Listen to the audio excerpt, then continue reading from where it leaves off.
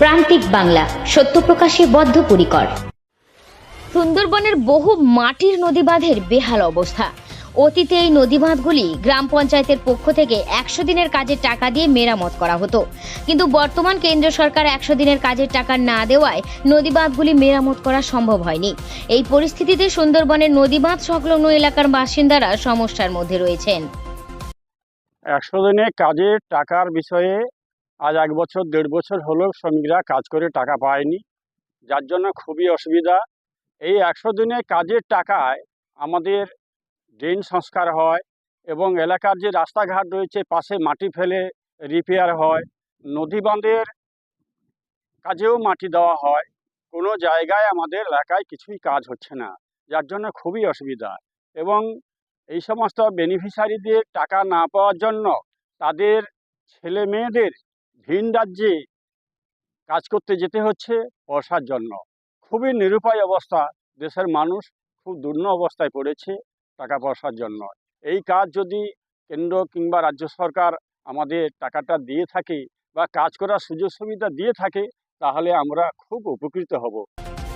অন্যদিকে 100 দিনের কাজ না থাকায় সুন্দরবনের বহু মানুষের রুজিরুটি হারিয়েছে।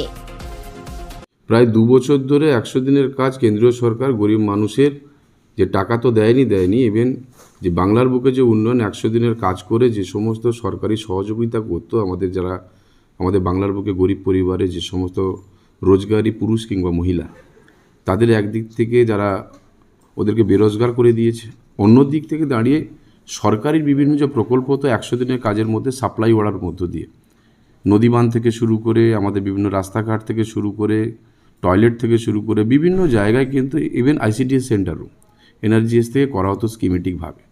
কিন্তু আমরা দেখতে পাচ্ছি যে এটা কেন্দ্রীয় সরকার দীর্ঘদিন বঞ্চনা এবং 2024 সালে কোনো বাজেটও ঘোষণা করলো না, 100 দিনের কাজের ব্যাপারে কোনো একটা প্রেক্ষাপটও তুলে ধরলো না।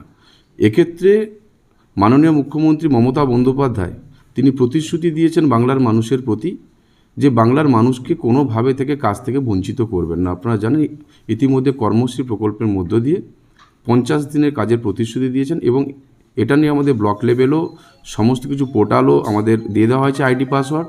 সেখান থেকে 100 দিনে যারা কাজ করতেন জব কার্ড হোল্ডার তাদেরকে পুনরায় কর্মশ্রী প্রকল্পের মধ্য দিয়ে মাননীয় মুখ্যমন্ত্রী মমতা বন্দ্যোপাধ্যায় তাদের কাজের সুরক্ষিত জায়গাটা ব্যবস্থা করেছে। নামখানা থেকে প্রান্তিক বাংলা নিউজ টিম।